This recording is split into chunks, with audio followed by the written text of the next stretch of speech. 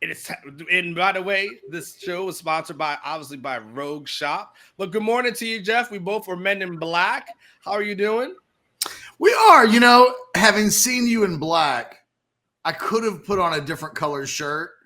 It just occurred to me I had plenty of time to do so. And I'm just lazy this morning. That's all right. Getting up out of my chair. The decisions we have to make. How are you? Welcome back.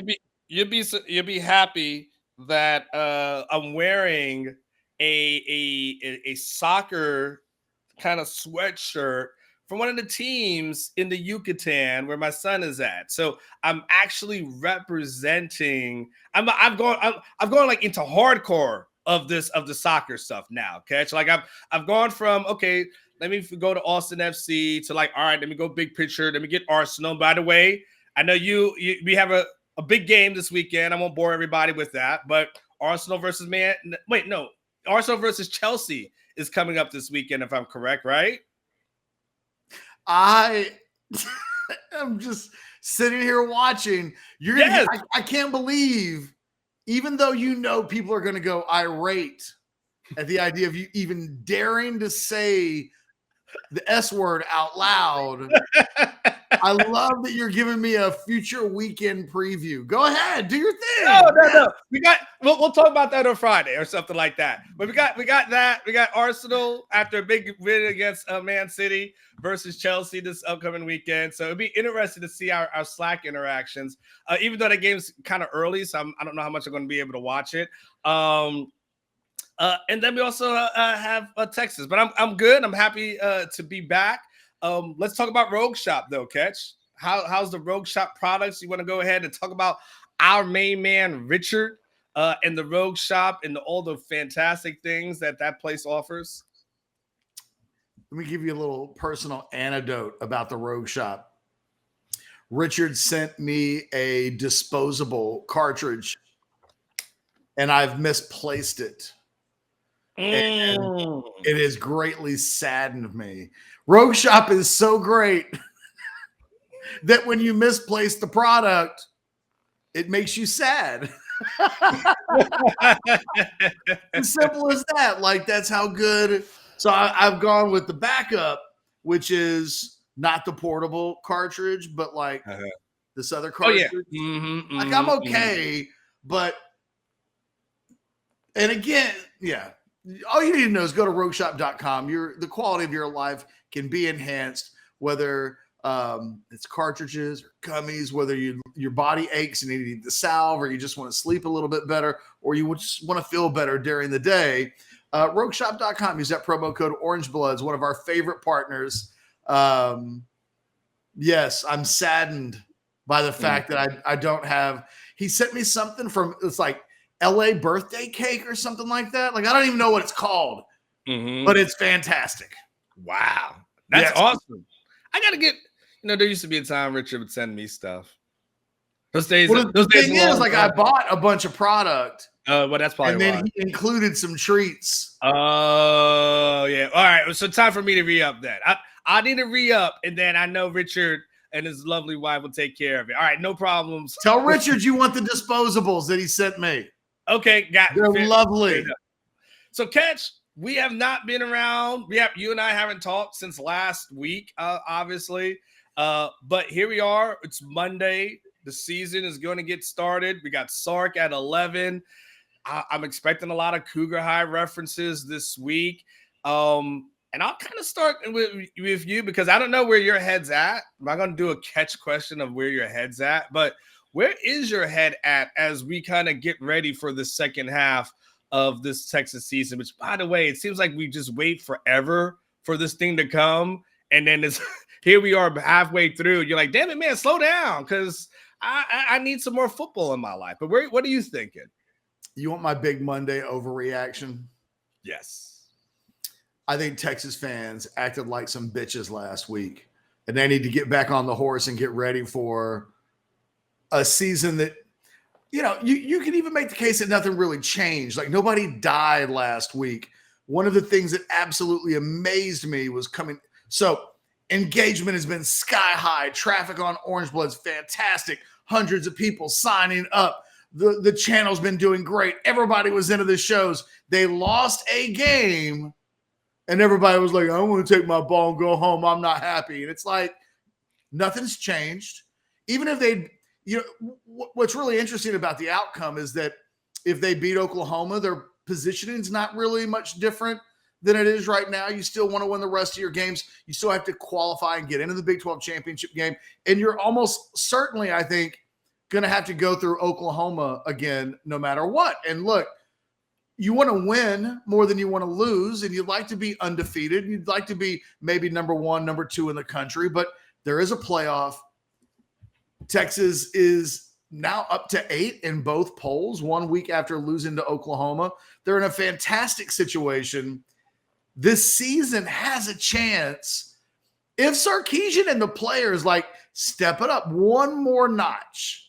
I think one more notch takes this team into the potential of being one of the more discussed and celebrated teams in the history of the Texas football program. Not a lot's changed. Everybody should still be really engaged and excited. They should be looking forward to Saturday's game against Houston. The schedule has opened up a little bit now. I mean, everybody across the country has got to play a bunch of dregs this season. The Longhorns haven't had that a lot. They played ranked Kansas. They played Alabama. Wyoming is still a pretty good football team, but now they get to take on some of the lower weights in their own conference. And I think, let's see some big numbers. I'd like to see this team start to be on offense, the offense that we thought we were going to see before the season started. So I'm really fascinated by where this Texas team goes. Everything is in front of it. And it's time for Texas fans to stop acting like bitches and to realize what's still potentially in front of this team is the stuff that legends are made out of. I wrote about legacies on my 10 Thoughts from the Weekend yesterday. Quarterback, running back, receiver, tight end, linebacker. There are positions all over the field where there are potentially players chasing all-time great legacies at the school. And I think that's what makes the next 6-7 games really interesting. 6 games leading up to what I think will be an obvious Big 12 championship game spot. Because I'm 100% with you. There's a couple of things that kind of resonated with me. There's a little bit of stuff that I wrote about. First and foremost, it was a 4-point loss. The overreaction to a 4-point loss was way too much for me. It was just way too much of wow. And I get it. I get what, one loss versus Oklahoma feels like 3, right? And I get it because it's a rivalry game, and that's where that comes from. But at the end of the day, when you take a step back from a big picture perspective, to your point, everything that you thought would happen for this team is still on the table. None of that has changed at all. Going into the season, I think most of us were probably around a 10-2 range as far as a prediction is concerned. I can't remember if you were at 9-3 or 10-2. I don't know if you switched at the last moment or not. But at the end of the day, that's still lining up to being probably at worst a 10-2 season. Which, by the way, going into the year, if you had told any Texas fan you're going to finish this season 10-2, I think everyone would have taken that. Everyone would have said, yes, 100%, I'll take 10-2. Now, what happened was they beat Alabama. And because they beat Alabama, all of a sudden it went from, okay, this win the Big 12 championship to, oh my God, maybe this college football playoff thing could happen and this could be great. And oh my God. And so then it gets knocked down to where your goals already started. And now it's like, oh man. And to your point, people took their ball and they went home without understanding that, look, if Texas runs the table, all that, if Texas finishes this season 11-1 and they beat Oklahoma in the Big 12 championship game and finish 12-1, it's going to be hard to keep them out when it's all said and done. Like they will need to be a bunch of undefeated teams, and we've seen with the playoffs and stuff like that before. Sometimes that's not the 100% guarantee on the box. So for me, it starts with Houston this week. But Catch, I'm 100% with you. Few things have changed for me, and I'm not going to sway after one bad thing. Now we see this continually. And all of a sudden, it's looking like crap against, some of these other teams, and they drop a couple more, sure. But for right now, one loss, I just say to myself, get back on that Longhorn wagon that you're on, and continue riding, because there's still plenty of football left. Yeah, I think a couple of thoughts. I think Texas needs to learn from the ghosts of disappointment past. I think it's imperative you don't just win these, because now that you've got a loss, there is a chance that it's going to come down to style points, right? It'll turn into a beauty pageant potentially of choosing between one loss teams if you get into a playoff situation. So in 2008, Texas beat Oklahoma head-to-head. They finished with the same record. Oklahoma gets into the Big 12 championship game because of a rankings issue that was mostly related to the fact that when they played a schedule similar to what Texas is looking at, their final 6 games didn't really play anybody that difficult. They smoked everybody. And when I mean they smoked everybody, I mean they were in the 50s. The other teams were far from it. And every week it looked like they were just putting it on teams. And Texas wasn't quite doing that. They had the most recent loss. And in the end, Texas doesn't qualify for the Big 12 championship game because of style points. So I think it's really important over the course of these next 6 games, Texas got to go for the jugular. Because if it becomes a discussion of style points, Texas should have learned its lesson back in 2008 that style points can matter. And that if they are, you better be on the right side of them. Texas, I think, with a schedule in front of it that should allow them to have some style points. A lot of these games shouldn't be close. I mean, these just are very average teams at best. Number 2, the thing that I'm a little shocked by is that people haven't remembered the year of take that loss, pussy. Like that was a thing that happened 2018. Texas beats Oklahoma. Texas fans revel in the fact that Ellinger gets a little bit of, a one-up on Kyler Murray. But ain't nobody ever talk about that game, because what happened next is they played again. And for the first time in history, we saw these two teams play twice. What we learned coming out of it is the only thing that matters is December. Win or lose in October, if these two teams play again in December, what happened in October doesn't matter. How do we know that? Because we all lived through 2018 when the second game trumps the first game by such wide margins. It's almost disgraceful. So, and I think, Anwar, to follow up that last point, what we didn't know in August, that the Big 12 the last few years has been the league of somebody comes out of nowhere and becomes kind of a great team. We've seen it in each of the last 2 years. So we kind of baked into this conference that that's what we were going to get, with somebody will be really, really good. And like, that'll be the out of nowhere team that's in the Big 12 championship game. What we now know about the league in October that we didn't know in August is that there really are only 2 very, very good teams. The entire conference is a tier, at least a tier below Texas and Oklahoma. I think Texas could probably lose another game and be in the Big 12 championship game just fine. Oklahoma State's going to lose a couple more games. I don't really trust Kansas State.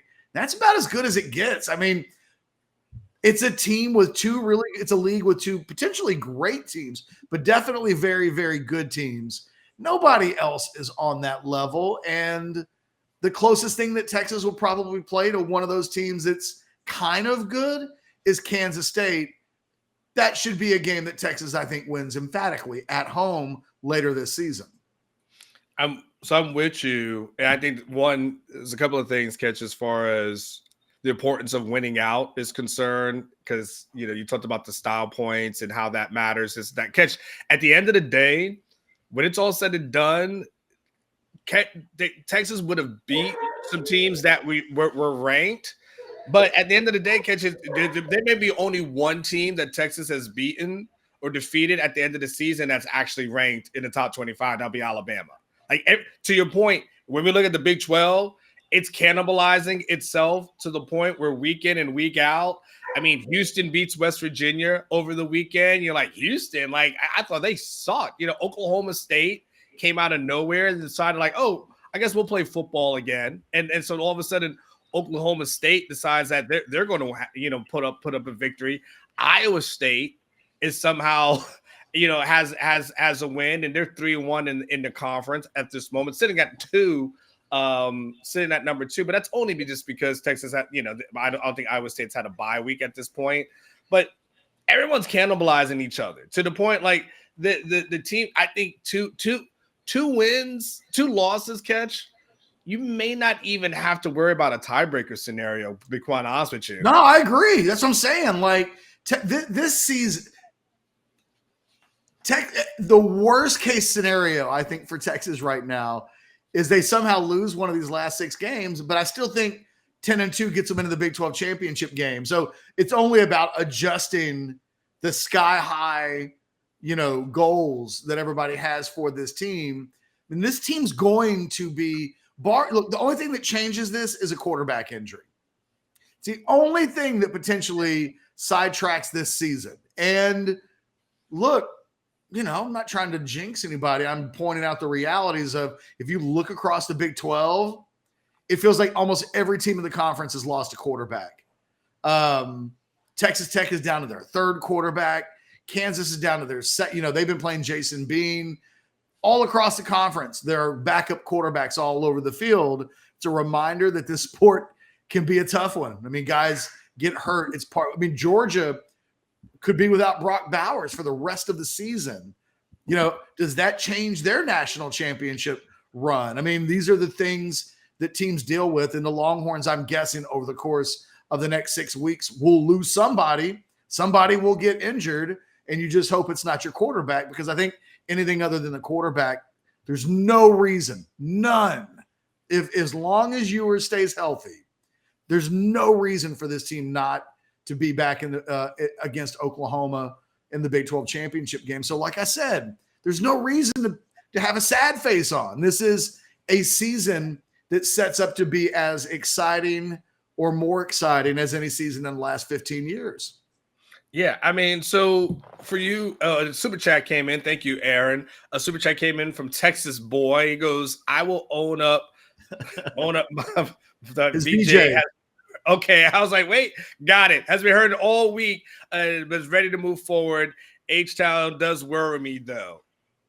Does Houston worry you, Catch? No. Like, I mean, isn't that just one of those, like, the sun shines on the dog's ass every once in a while kind of a win for Houston? I mean, I think what Houston has is a capable quarterback. Donovan Smith's not great, but he's capable. They've got good receivers. So I feel like this should be, at worst, this is what it should be at worst. Look, we know that things can get worse, right? But, maybe Texas is going to score a lot of points.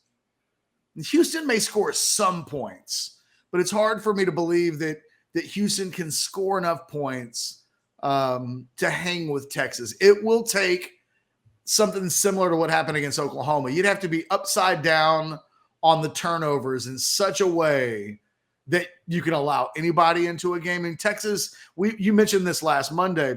Texas basically had 5 turnovers against Oklahoma. The 3 that Ewers is responsible for, the turnover on downs at the 1-yard line, and then the penalty on the running into the kicker works as a turnover because you lost the ball. And so as long as you're not doing that, then these are games that Texas, I think, at worst should be outscoring their opponents.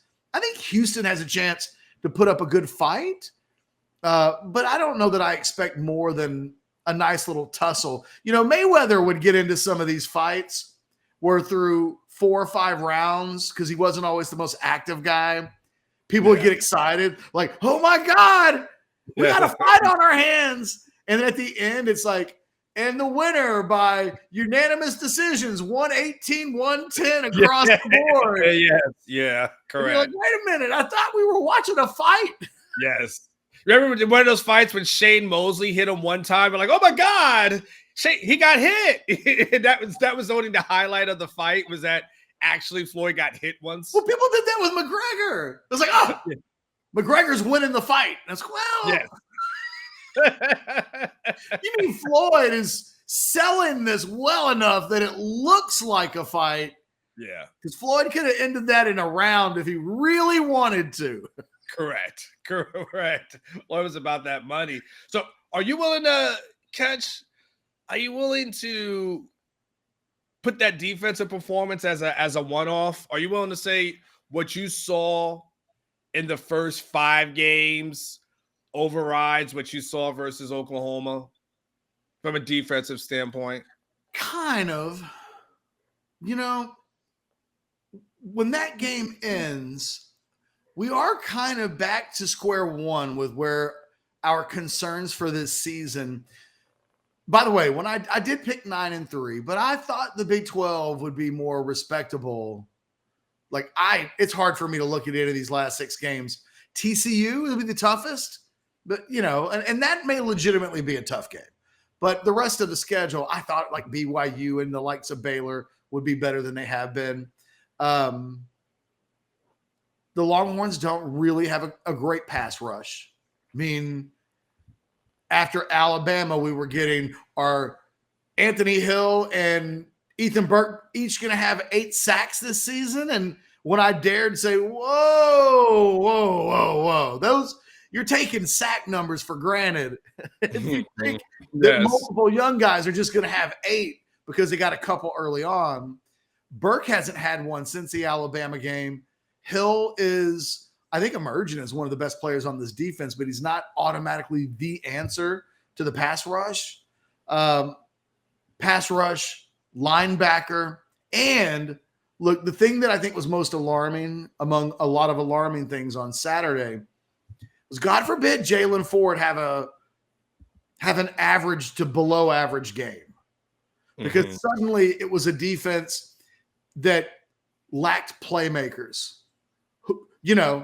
There weren't a lot of opportunities in that game to make plays, and Texas didn't. Jaron Thompson drops an interception. Jahdae Barron misses a couple of tackles. In fact, they missed like 20-something tackles. I think that's the part that you can take for granted. We'll get better. They'll tackle better. But we're back to this issue of who's making the plays on defense, who's getting to the quarterback on defense, and is the overall linebacker play good enough? I'm somewhere in the middle, and this Houston game, I think, is a good quiz. 2 weeks off to get their stuff back together. Houston's got good receivers and a capable quarterback.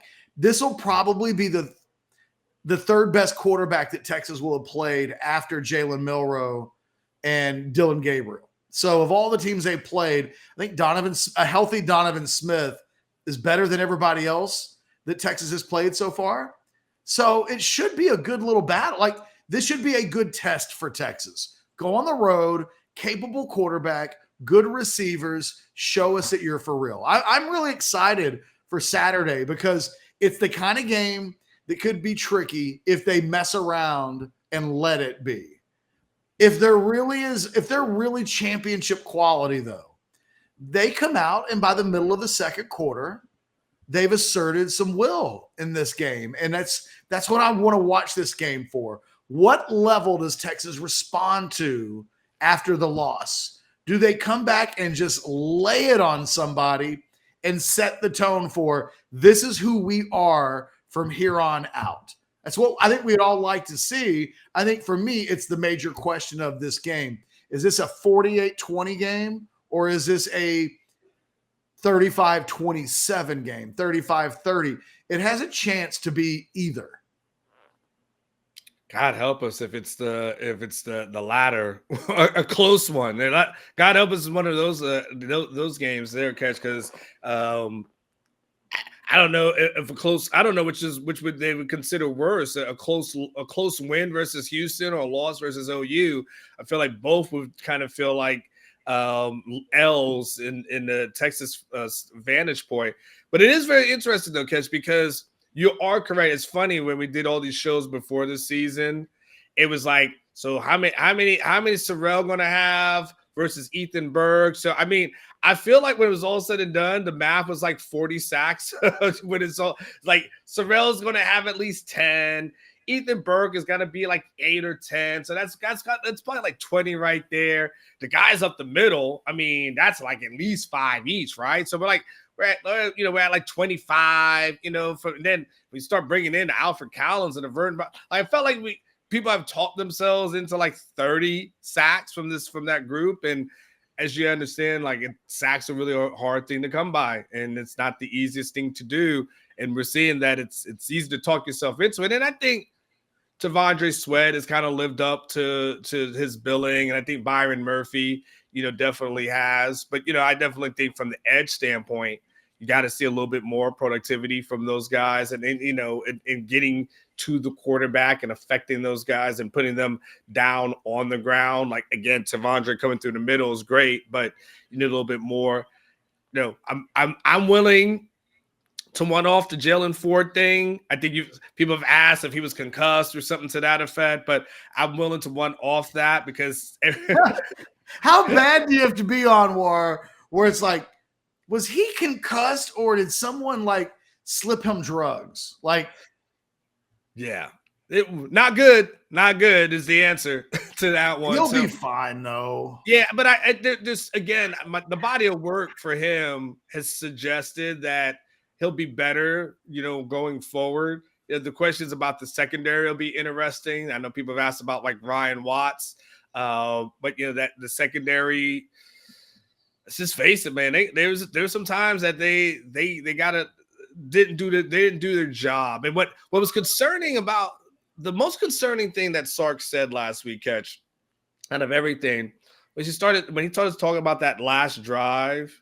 He started talking about the communication breakdown that was occurring. And there's too many people who have played too much football on this team for there to be a communication breakdown as far as guys not knowing what to do. This, for the most part, is a veteran team, Catch. I mean, these are guys who played a lot of football together. So you told me they put a bunch of freshmen out there. I would get that. But for there to be a communication breakdown as relates to a bunch of the older guys, that's the only thing I looked at and said, that shouldn't happen. But nonetheless, I'm willing to give them that thing as far as the defense is concerned. What about the offense for you, though, Catch? On the offensive side of the ball, can I start off with make a fun one on Monday? Can I ask you a fun question? Sure. If his boo is healthy. Oh, this is fun. What are you doing? It's fun-ish. If his boo is healthy after the bye week, had a chance to rest up, CJ Baxter is back at 100%. Is CJ getting all the touches for the second half of the season? He's not going to get all the touches, but I think he's not going to be able to help himself. He is a bazillion% committed to CJ Baxter. And he's got a guy in Jonathan Brooks right now that is as legit of a first-team All-America candidate as anybody on this team. He's ninth. Forgive me if I'm off by a spot, but he's ninth in the country in rushing right now, but he's played at least one game fewer than everybody else. There's a guy from Notre Dame ahead of him that's had 2 more games rushing. So, he's on pace to to be a Doak Walker Award finalist if his coach lets him eat. And I think the only thing that might stop Jonathan Brooks from having a first-team All-America level season is this urge by Sark to force the CJ Baxter thing. His running back question is answered. It's answered. Like, we had questions before the season started. We have answers in the middle of October. And I don't know that he likes the answers. It's not the answer that he thought he was going to have. CJ Baxter's not better than Jonathan Brooks. And every time in key situations, he starts leaning into the belief that CJ Baxter is as good as Jonathan Brooks. He's doing the team a disservice, quite frankly. I mean, you know, one of the things they got to get away from is if Baxter comes into the game, they got to show some different stuff. Because when Baxter came into the game against OU was convinced that Baxter was going to get the ball. And if you think about one of the plays that Sark says he'd like to take back, I think was that little end around to Whittington. Mm-hmm. It's a 2 versus 5 situation from a blocking standpoint, primarily because Oklahoma crashed up towards the line of scrimmage, convinced that not only were they going to run Baxter, but they were going to run him to that side of the field. So, like, if and when Baxter starts to get real touches again, even starting on Saturday, they gotta show that he can pass protect. They gotta show that Texas, when he puts him in, isn't tipping off their pitches. I think against Oklahoma, when he came into the game, I think the OU players and what the OU coaches did in response to when he did come in, let you know that they certainly thought Texas was leaning into the trends of the scouting reports that they had seen in the week leading up to that game. So if he's going to play more, they got to do some different stuff with Baxter on the field, because Oklahoma didn't respect the Texas offense with Baxter on the field. And it showed, you know, he's better than a 2.5 yards per carry. But when the other team is so convinced that you're only on the field to get the ball, it makes it tough for any running back. And so I think, you know, Steve Sarkisian, to me, this week is about him. When we were just talking about style points and how this team performs and what level do they reach and how many points do they win by, we were sold an offense before the season that we have not yet seen. I mean, this has not been a nuclear Texas offense, but boy, they've had a tough schedule. Now it lightens up. There should be some 40 and 50-point games by this offense moving forward. But I think you got to lean on your best players, and you have to start dictating. I think one of the things that annoys me the most about Sarkisian is that from week to week, it sounds like he lets the defense dictate terms to him. We take what's given to us. If they're going to take away Worthy, we'll do this. If they're going to take away this, we'll do this. Get the ball to your best players. You know, you can't get into a situation where you throw the ball to Xavier Worthy on the first play of the game and then don't go back to him for 20 minutes because someone took him away. Nah, man, can't have that. Like, when I watch Sarkisian likes to think, I think of himself as a guy that's done it in the NFL. I watched a bunch of NFL yesterday. You know who doesn't get taken away? Great players. Great players. I watched the Giants last night trying to take away Stephon Diggs. Dude caught 10 passes. You don't think people are trying to take away Tyreek at this moment? They're trying, man. They are trying. They're trying. And that dude's open all the time. And I think that too often this offense doesn't do enough of getting the ball to its best players and forcing make the defense adjust. And I one of the things that slightly annoys me is from week to week, you hear a lot about Texas either saying we saw something we didn't prepare for, and it took us a while to kind of get going. Or, hey, other teams, they've got good players and they're taking away some of the things that we want to do. So we're doing other things. And it's like, well, don't let them take away Xavier Worthy. Don't let in the OU game 20 minutes of game time go by before you get him touches. And they need to be more aggressive. Let's see some all gas, no brakes, Sark. Like, again, I'm really excited for this Houston game because there's so much about this team that I want to see. What are they made of? How do they respond? Can they go on the road against an opponent that isn't going to get them hyped up and still be great? I can't wait for Saturday. I'm with you on that, Catch. It's interesting. I will only make just a slight disagreement to one thing you said, which I don't think you'll have an issue with. When you talked about the offense this season. How dare you? Go ahead. We didn't see offensive explosion versus Rice or Wyoming, right? Except for later, right? And for the most part, you go to Wyoming, it was no real offense for 3 quarters, right? And there wasn't really a huge offense versus Rice for at least the first half. So there hasn't. As far as next level is this offense starting and finishing strong. It can't just be the trip, take, try thing, whatever someone tried to label this thing. It's got to be came out strong. This is our game plan.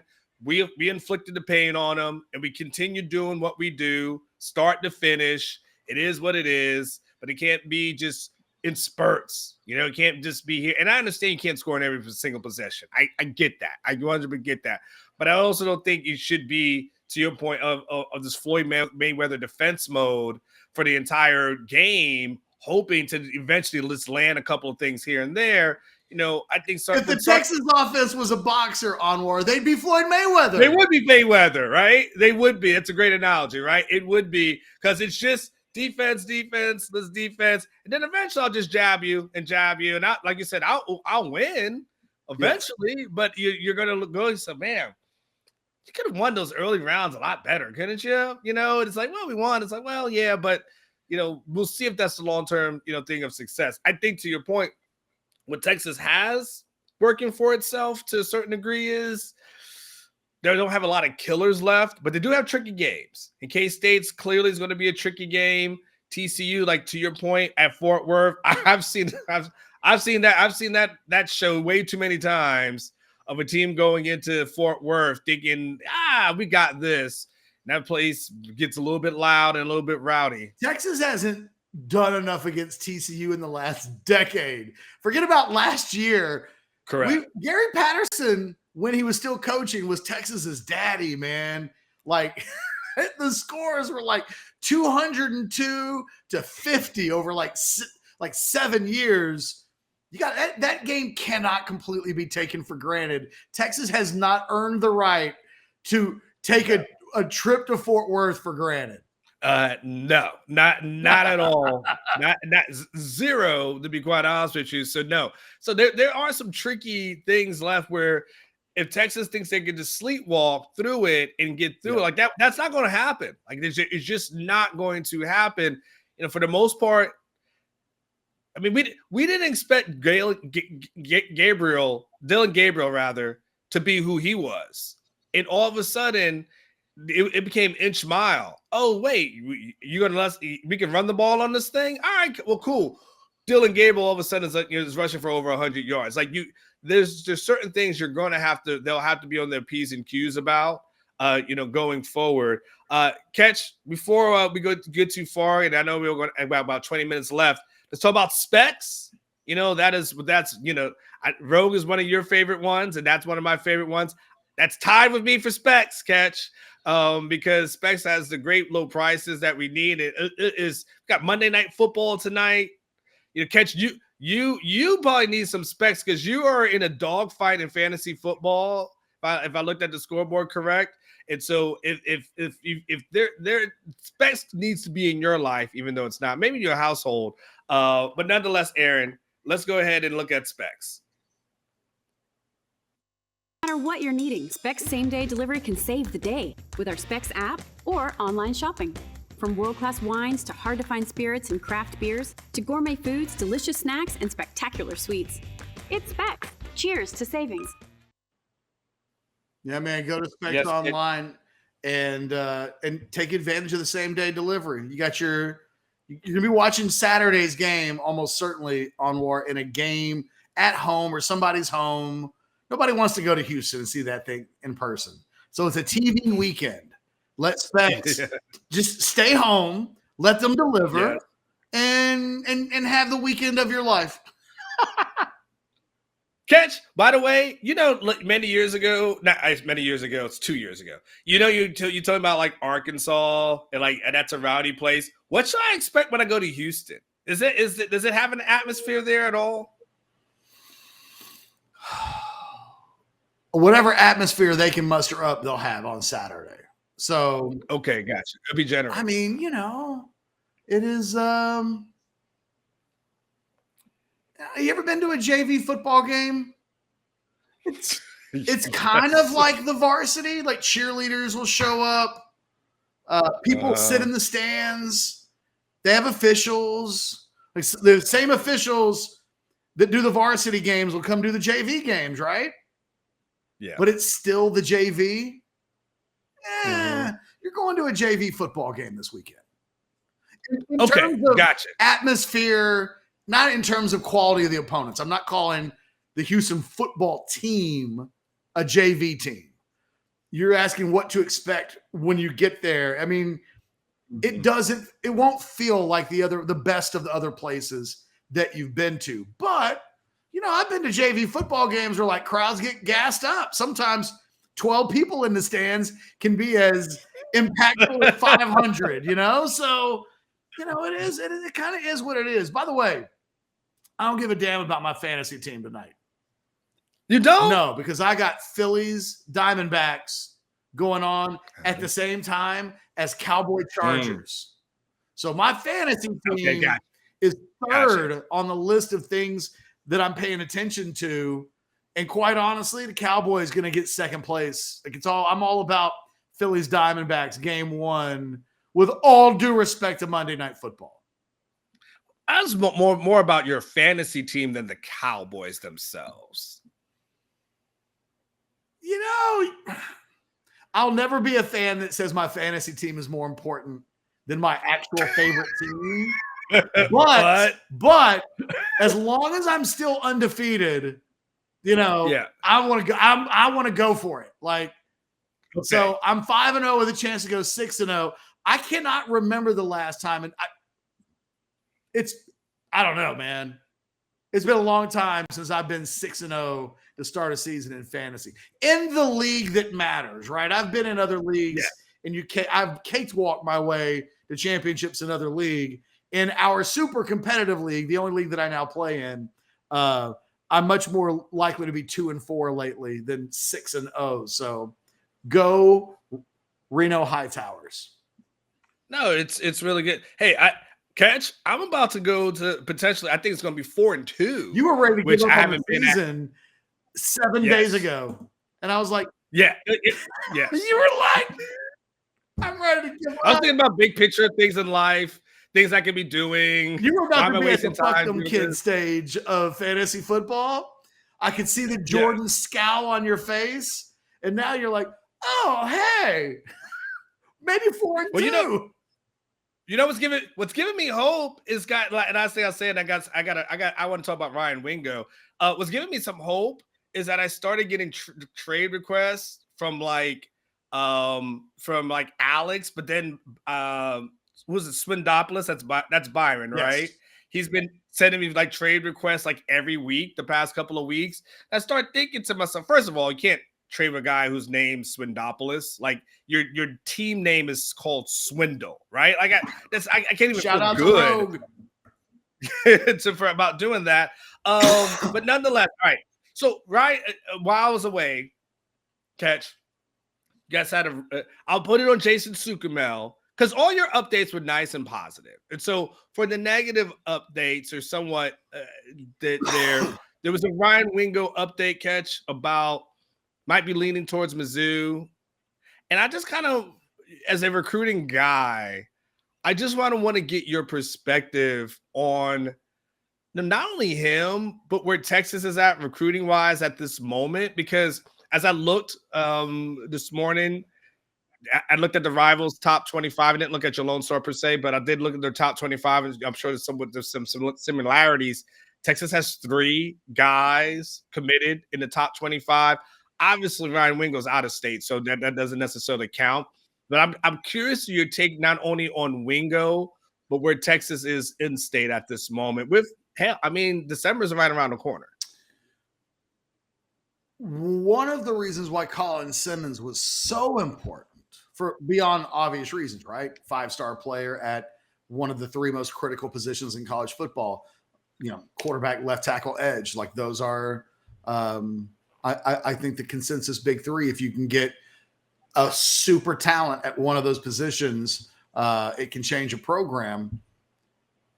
But Texas has not done a good enough job inside the state of Texas this year. And it's not any one thing. It's not, we saw this with Tom Herman when he got into kind of his 3rd year, where it was like guys stopped believing in the message. Herman was selling, we're going to play for championships, and recruits were like, well, when? Because all I see is a bunch of 8-4-ish kind of stuff. That's not happening with Sark. They're not having success in Texas on a wide scale this year. Not because I think it's anything really related to Texas. It's been a weird year. You look at the state top 10 and guys just kind of scattered everywhere. Now, what makes that really weird is that Texas, just coming off having a top 5 recruiting class, a top 3 recruiting class, they're still doing really good nationally. The fact that they're in the top 2 for a guy like Ryan Wingo, Texas doesn't really have any foundation. That's not Mater Day or Modern Day high school. That's Missouri. And Texas hasn't really had any success there, but they're in it with Wingo. Like, I think there are multiple conversations to be had. They got to do better in state. And I think 2025 may give us a better reflection of what the hell is going on in state. And maybe right now it's just, maybe the future, maybe the trend, maybe this is the beginning of a trend. We don't know if it's an anomaly or a trend, but they're all going in different directions. Some kids are going to Clemson. Some go to Alabama. Some go to Georgia. Some go to Notre Dame. Some go to Texas. Some go to Texas A&M, but they just go everywhere. Is that where we are? It would be a new era of recruiting in the state of Texas if Texas and Texas A&M weren't dominating, but they're not dominating this year. I think out-of-state recruiting is really good. I think wide receiver recruiting isn't good enough, but that's mainly because the Ryan Wingo thing looks to have taken a really sharp turn in Albuquerque, and that looks now to be a situation that Texas isn't going to win. Could things change? Maybe. But the thing specifically with Wingo that I've heard are twofold. One, sounds like Missouri boosters have stepped up their NIL game. So, where that's usually a major advantage for Texas. Missouri can put all of its NIL into Wingo in a way that we talked about Texas Tech potentially being able to do with a Micah Hudson, where they might not be able to kill it with NIL for 10 recruits, but for 1 or 2, they can scratch up the cash to neutralize that to a certain degree. And I'm hearing that Missouri is doing a really good job of selling what would be available to him in NIL. So there's one component. And weirdly, it seems like I'm hearing from people that I'm talking to, these aren't national sources. This isn't what I'm hearing from Missouri people or our national recruiting guys at Rivals. I'm hearing this locally, is that Wingo has found some issues in the Texas offense that he doesn't like. And usually when something like that happens, it really gives you an idea of like, oh, okay, they got him, didn't they? He's now echoing Correct. something that he's heard. And, because who wouldn't want to play in Steve Sarkisian's offense? But I've heard Missouri's the lack of a rotation is something that people are pointing to in recruiting and saying, this could be you next year, that you could be as a freshman, not in the top 3. And maybe that just means you don't play. And then I've even heard that there are concerns that he doesn't think they're aggressive enough offensively. He's looking at the way Missouri's using Luther Burden and then looking at the way that Texas is using Xavier Worthy. And believe it or not, is saying, I want to go play in that offense more than I want to go play in this other offense. Sark's offense is never the reason why someone doesn't want to come to Texas if they're a skill position player. And yet we've reached a point where I've heard that Wingo has expressed some concerns about how he would be used in the Texas offense, and that those concerns don't exist as it relates to Missouri. Kudos to Missouri. It sounds like they're doing a fantastic job as the home state team in protecting the home state asset. And when it's all said and done, Missouri is what, 5-1, 6-1. They're ranked. They've got an offense that has turned a local 5-star receiver into a potential first-round draft pick. They got a lot of things going for it that they're able to show directly to Ryan Wingo and say, see, if you stay here, these are the things that can happen. It feels like this is the 3rd or 4th 5-star receiver from the state of Missouri that Texas has gone after in the last 20 years, going back to Dorial Green Beckham in 2006, I think, if I have my years correct. And Texas is always right there, but they've yet to close one of these, Anwar. They try. They've had multiple coaching staffs try, but they've never closed the deal. So when sometimes there's no coincidences in life department. As I hear you talking, I think back to Sark saying, I wish I should have played Jonte Cook a little bit more. Is that when you start talking about they got to a guy, right? Is that as simple as Missouri saying, look at that guy, he's a 5-star, he's not playing as much. And does that mean directly, indirectly, and Sark said, does he have to say, you know what, I got to get Cook on the field in the second half of the season if I want to get the Micah Hudsons of the world, or if I want to get, the Ryan Wingos of the world, like I've got to play these guys right away. Cook's usage this season is awful for future 5-star recruiting because, typically, and this isn't what I expected either. I think everybody expected more Jonte Cook, certainly by the midway point of the season. Yes, it will not help the recruitment of future 5-star receivers. And look, recruiting offensive skill talent, I don't really worry about with Sarkisian. And I don't completely worry about, okay, well, they don't get Ryan. Let me put it to you like this. If the choice came down to Ryan, and I'm not saying this just because this is the situation that Texas now finds itself in, but if it was Ryan Wingo for 3 years or 3 years of Adonai Mitchell's, if I had to make the choice between a 5-star receiver or being able to go into the portal and finding an absolute instant impact starter, I saw you were talking about Byron from Roster Watch earlier. I watched one of the guys at Roster Watch put out a mock draft on Friday where Mitchell's listed as a 1st rounder. Wow. So yeah. The byproduct of Texas losing Wingo is that they'll probably go into the portal. They were already going to go into the portal, but now it's an even more enticing, I think, situation in the portal.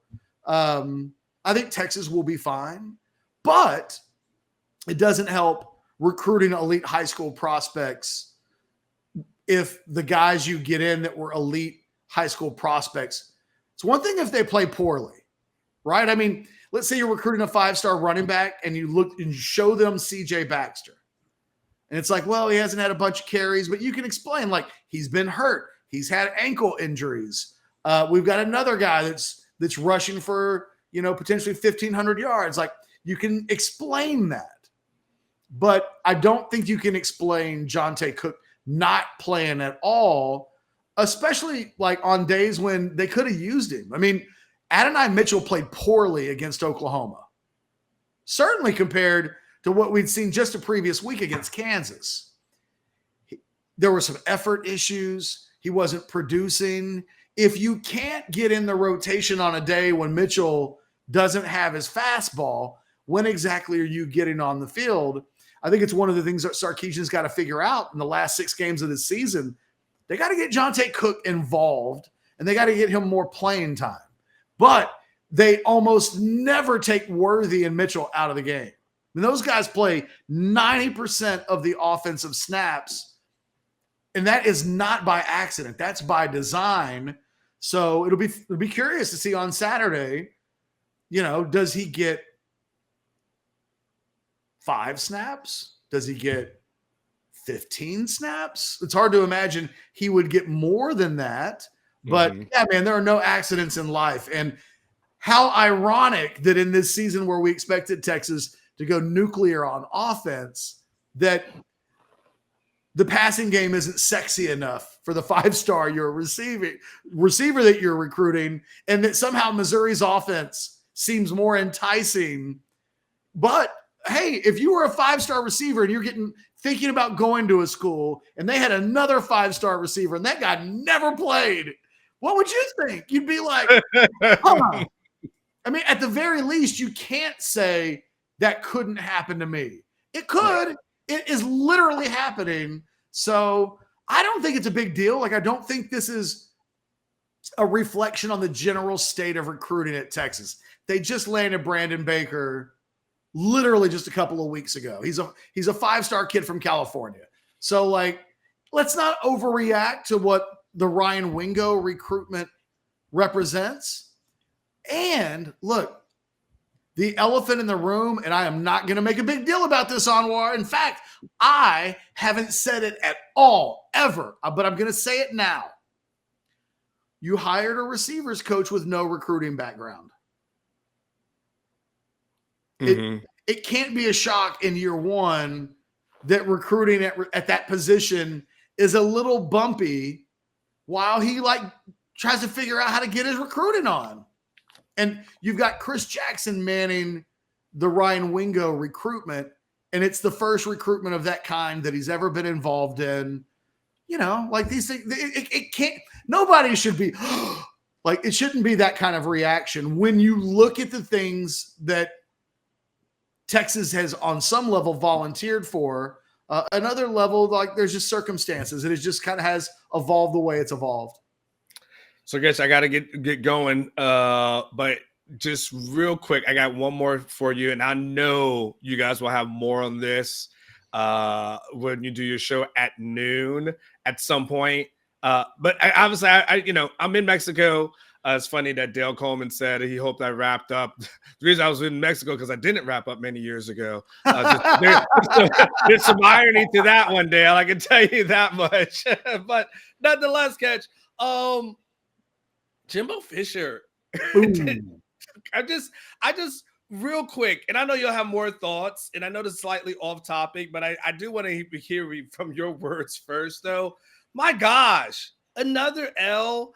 I mean, they're just stuck, aren't they? They're just stuck taking L's until that contract runs out, or at least gets to a good buyout point, right? That is a program that doesn't have a lot of options. Now, the good thing is for them is their NIL is so strong, like, dudes will keep taking money, okay? And like, Jimbo needs to lean into that at this point and say, hey, we pay better than anybody. Like, lean into it. It's legal. You can do that now. Yeah. Like, quit being defensive about it. Because at this point, I don't know why else guys would want to go to A&M. And I think the thing they'll need to watch for, are they about to implode? I mean, the season, coming off of last year's season, they have really big hopes. They're awful to watch on offense. Awful. They make scoring. You ever see like the really uncomfortable guys in high school never got any play? Mm-hmm. It's the A&M offense. It's not rocket science. It shouldn't be this hard to get in the end zone. And yet I feel like you almost had to – they scored early on Saturday, Anwar, and then it was like, okay, well, just that's it for the touchdowns in this game. And it's, boy, you want to talk about Texas's problems compared to A&M's problem. Boy. Hey, I have a question, by the way. In the event that you're looking for questions to ask Sark. Okay, yes. Mainly because he mentioned last week that the week in practice was about young guys and getting them some reps and scrimmages. I think people are kind of curious which young guys from the practices last week caught his eye, maybe put themselves into a position to get more playing time. Appreciate it. Thank you. I absolutely. If that's not better than if you got like 10 questions already, I know how it is. Some days you're like, what the fuck am I going to ask? And then other days you're like, man, I got 10 questions and I got to choose one. No. In the event that it's the former, not the latter. There you go. How about this? Coming off a time where I spent time with my kids and did family stuff, I can tell you that I have not been thinking, what am I going to ask Catch? What am I going to Sark on Monday? As I'm holding my crying child as I'm about to leave, I'm like, I gotta be there Monday. Ask him a question, son. Last week you hooked me up. That's why. Look, I've never publicly been like, hey, I got a question idea for you. But last week you got in a second question and you asked the question that we'd been talking about on the reaction show. And I thought it was the single most enlightening, like back and forth of the entire press conference. Because when he admitted there was nothing that he would change about how he handled the game management of that last drive, it took all the question marks out of it. It was like, oh, okay. Yeah. Now we know. And it's like, okay. So instead of doing an over under for whatever time that Sark is going to appear today, can we do an over under the number of questions it'll take before someone asks about injuries? Ooh. 8. That's the line. So is the line 7? So the line's 7. Because the thing is, it just depends on when you're up in the queue. Because everybody's like, oh, Anwar will ask the important stuff. I'm gonna go ahead and ask about Halloween candy, or this is gonna be, I think, the strangest press conference of the year. Because it's not a press conference. Nobody really wants to ask about Houston. But nobody really wants to be a jerk and ask questions about something from 2 weeks ago.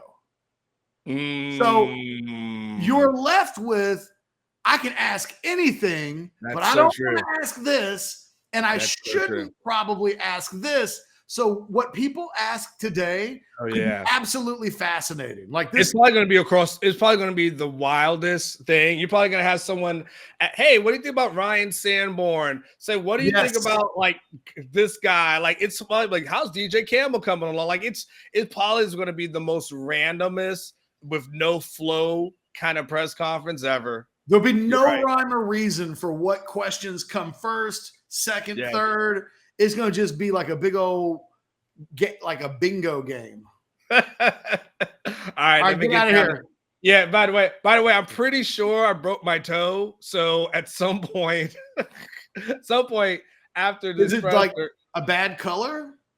Like if you look at it, does it look mangled? It doesn't look mangled, but it's definitely not a good color. It's not a good color. I can tell you that much.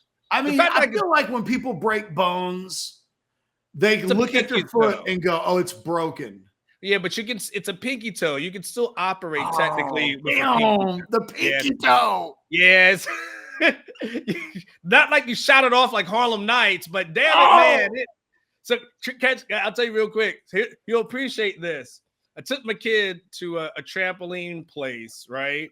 And so every kid always, you're gonna have a kid that falls, whatever. So my youngest kid, he falls. I'm trying to walk around because he's crying. So I try to walk around. I step into a trampoline thing, and I'm like, oh, I lost my balance. As I try to get out, pinky toe hits on the edge, right? So I'm hobbling around for a couple of days, right? And I thought it was broken then, but my friend's a nurse there. She was like, and it may or may not be. You say she told me you can still operate on it. I was like, I tell myself just don't go to the doctor. So I feel okay. Yesterday, middle of the night, I got up, doors open, hit the same damn toe, same damn spot, fell to the ground, felt even worse. It's been throbbing the entire time. Now it's throbbing. Like now I even today, like I can just feel it throbbing right now. So maybe you so have when turf toe. Well, so when you see me today and I'm wearing sandals at Sarkisian's press conference, no, it's the only thing I can really fit on my foot. You can't wear shoes? Oh, God, it hurts. It hurts. It hurts too much. So you're letting every media person, you're giving them, because when you said, when you see me later today, you weren't literally talking to me. You're talking to your people who you're going to actually see, and they're going to see you wearing like open-toed. No, well, I can put a sock on, thank God, because it's too cold outside. But yeah, no. So probably. So nonetheless, the good part is I don't really care about what the majority of them think. So there is that. And it's not like I really have like boys. Yeah, but you're dressed nicely. Yeah, it's not gonna look nice from the waist down though. You can't wear like a suit today, right? Because nobody can wear a suit and flip-flops. So what I'm doing is I'm wearing sweats and some and socks in order to kind of like go with the look. Oh man, I am the most casual clothes wearing mother, you know what, at a press conference as anyone has ever seen, but I have never worn sweats to the press conference. But I wear sweats and sandals today, and I'm making an appointment over at the urgent care in Anderson Mill. I'm gonna go try. So as soon as I have to pick up Max today. We're just gonna roll over. I'm just gonna get an X-ray, see if I, I'm hoping it's just a bad bruise. But they can give you some pain for it though. Yeah, some meds. Throbbing, and you're like, yeah, I can feel even it. now, like just in discomfort. Yeah. They need to get you like. It's burning. It's burning. This is where if you had pets, you could take some of their pain medication. What? You can take pet pain meds? It's the same stuff. It's the same stuff. Get out. I've never taken my dog's pain medication, but I know people that have. Man, I know people who have it. No. Hey, I know people who have it. If you look, it's like tramadol, right? Like it's the same stuff. If I broke my toe and didn't have any pain medication and was stubborn and wasn't going to the doctor until Monday, I'd at least consider it's tramadol. It just is called dog. Is it the same milligrams though? I have no idea. Like I said, I wouldn't take it, but if I had broke a toe, the stronger the better. Man, there's some things I want to say, but I'm going to message it to you so I don't get canceled. But I can tell you, I ain't never thought of it. So on that note, I'll message you. I definitely need some road products for that. You know what? Oh, I'm going to put the salve on it right now, Catch. I can't believe you haven't already done that. Although I just thought of it. If it's potentially broken, it might take a while before the salve works on. Like when your toe starts to get better, it'll help it feel better. But right now, it's still in the holy shit, we're hurt. Yeah, you're not at the it's getting better stage yet. Nah. I definitely made it worse last night or in the middle of the night. I definitely did a little bit more damage. So yeah, so I've got Sark, and then I'm gonna pick up my son. I'm gonna go urgent care, get an X-ray. Hopefully it's nothing. Hopefully it's nothing major. So you got a final thing, Catch, or we just want to close this puppy out? Man, someone on Orange Bloods posted a photo of the actress Brie Larson's feet. And she wore open-toed. How bad on was purpose. And I've never seen a woman's feet ever look quite that bad. Like she looked like she could have been Shaquille O'Neal, like Shaq's feet. And I've never seen such a good looking woman have such bad feet and then be so open to show the feet. I don't like my feet. I keep them covered. Like if I look like Shrek on the feet, I'd cover them up or something. Anyway, Google Brie Larson toes. Oh, wow. And it'll change the way you think of the Marvel universe.